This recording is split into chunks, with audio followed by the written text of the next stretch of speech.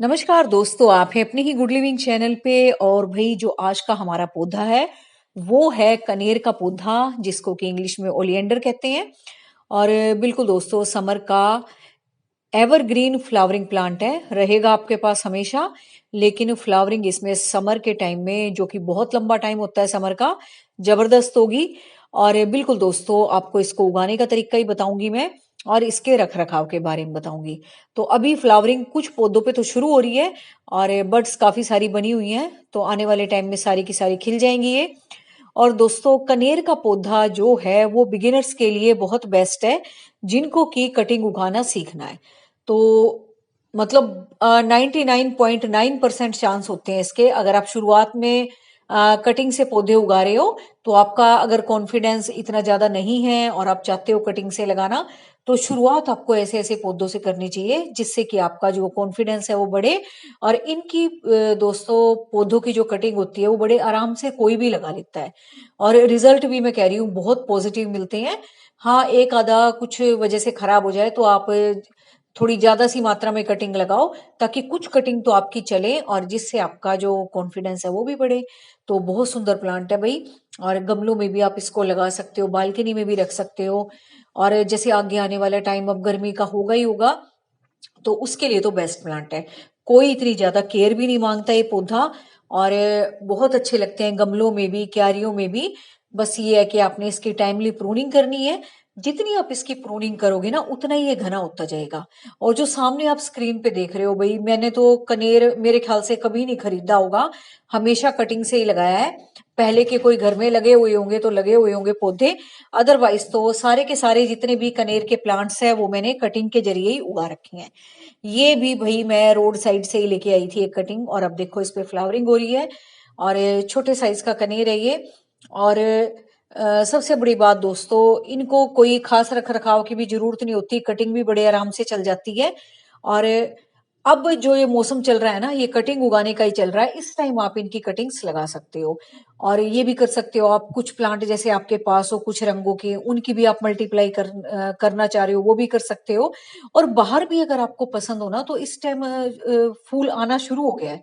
अगर देखो यहाँ आना शुरू हो गया है, तो बाहर भी या आपके आसपास कोई लगा हुआ है कलर, वो आपको अच्छा लगता है, तो उसकी भी कटिंग काट के लाके आप अपने घर में लगा सकते हो।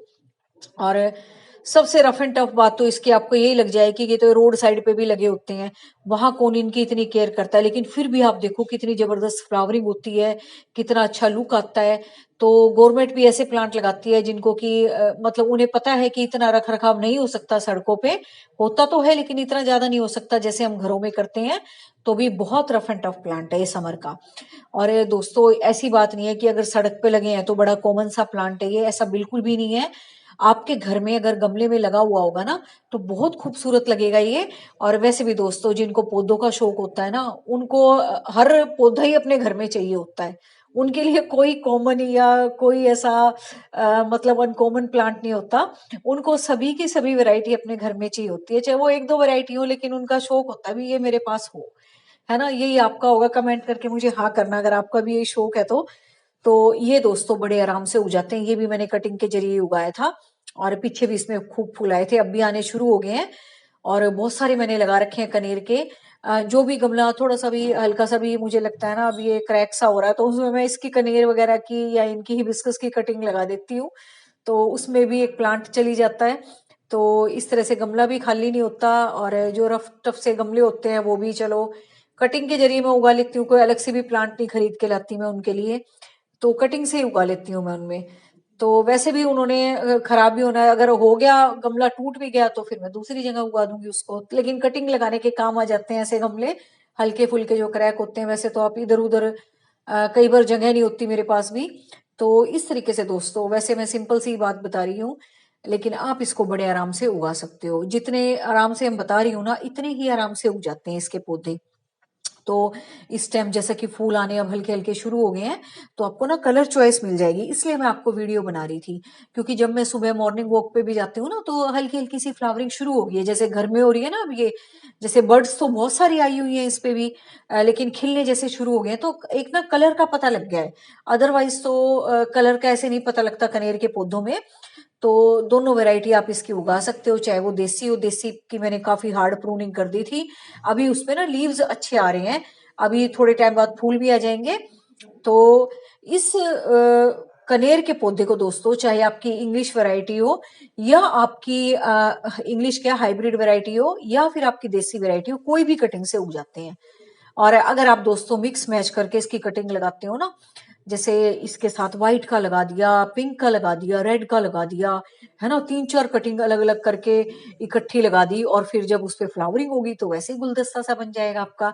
तो जिसको भी ग्राफ्टिंग करनी नहीं आती ना, उसके लिए बेस्ट ऑप्शन होता है कि जैसे आपके घर में बोगनविला अलग अलग लगी हुई है, आपको मल्टी कलर्ड पसंद है, तो आप 3-4 कलर की लाके बड़े से गमले में एक में ही लगा दिया करो। तो फिर उससे ना पता नहीं लगता कि आपने ग्राफ्ट किया हुआ है नहीं किया हुआ, और जब मल्टी कलर की फ्लावरिंग होती है ना उस पे, तो वाकई में ही बहुत सुंदर व्यू आता है, बहुत अच्छा लगता है वो गमला।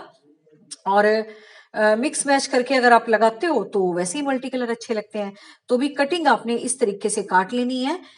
मर्जी आपके ऊपर वाले पत्ते छोड़ो या सारे हटा दो, तो एक्सपेरिमेंट कर लिया करो, किसी पे ऊपर के थोड़े से छोड़ दिए, किसी पे सारे हटा दिए।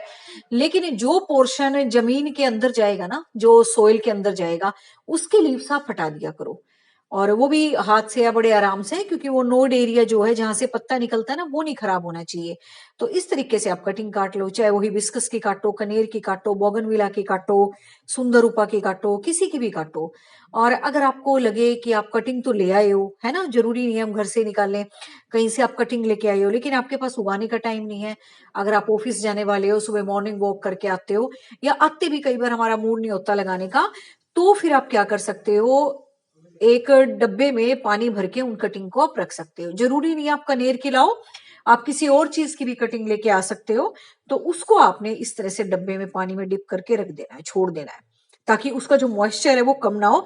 फिर आप 2-4 दिन में जब आपको टाइम लगे, शाम को टाइम लगे, अगले दिन टाइम लगे, तो इससे क्या होगा, मॉइस्चर कटिंग में बना रहेगा, क्योंकि देखो रूट तो है नहीं उसके साथ, है ना।